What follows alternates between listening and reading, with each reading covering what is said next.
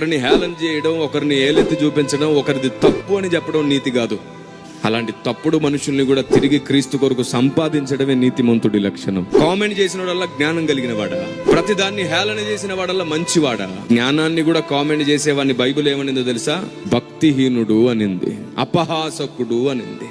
మీ ఇంట్లోనే మీ అన్నో, మీ చెల్లో, మీ తమ్ముడో తప్పు చేశారు, పడిపోయారు అనుకో, 10 మందికి ప్రచారం చేస్తావా? ఏం చేస్తావు? తిరిగి వాడిని కట్టడానికి కన్నీళ్లు కార్చవా? నీ చుట్టూ నీ విలువ తెలియని మనుషులను బట్టి కృంగిపోవద్దు, నిరాశ చెందొద్దు, నిరుత్సాహం చెందొద్దు. ఓ విషయం చెబుతాను, జాగ్రత్తగా విను.